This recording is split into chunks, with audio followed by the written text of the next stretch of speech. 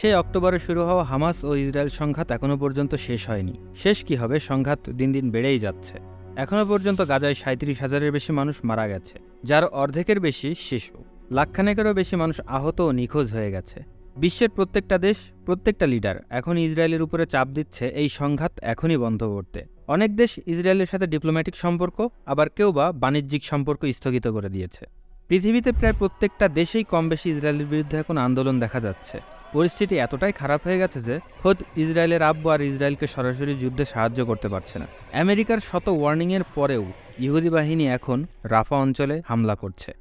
কিন্তু সবশেষ 31শে মে জো বাইডেনের হস্তক্ষেপে নতুন শান্তি আলোচনায় ইতিবাচক সাড়া পাওয়া যাচ্ছে। এখন কথা হচ্ছে, ইসরায়েল খোলাছুট পাওয়ার পরেও হঠাৎ কেন এই শান্তি প্রস্তাব আলোচনায় আসছে, আর এই নতুন সিজফায়ার এগ্রিমেন্টে ইসরায়েল ও হামাস কি ধরনের চুক্তি করতে পারে, আর এই অফার কার্যকর হবে কি না, আর না হলে এই যুদ্ধ কতদিন যেতে পারে জানবো আজকের ভিডিওতে। ভিডিওটি শেষ পর্যন্ত দেখবেন, অনেক গুরুত্বপূর্ণ তথ্য জানতে পারবেন।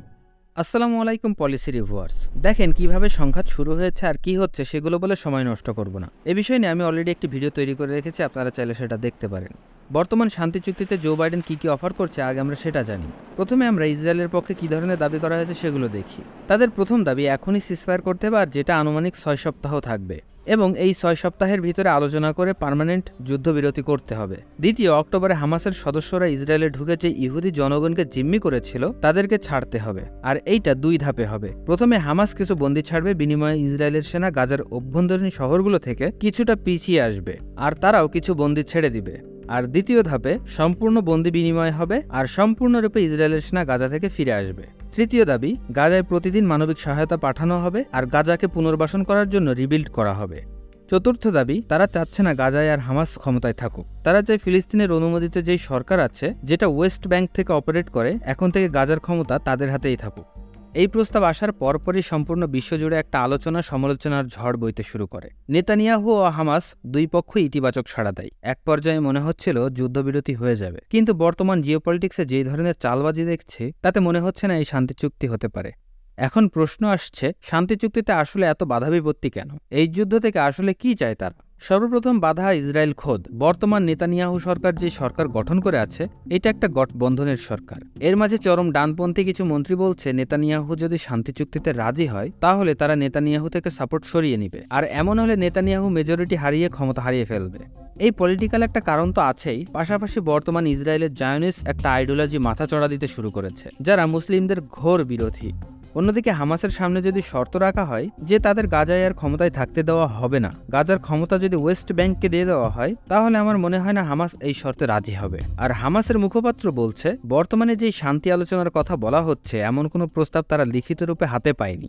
শান্তি চুক্তি যদি করতেই হয় তাহলে লিখিত প্রস্তাব তাদের কাছে পাঠাতে হবে, তারপরে মূল আলোচনায় তারা বসবে। সব মিলিয়ে শান্তি চুক্তি হওয়ার সম্ভাবনা খুবই কম।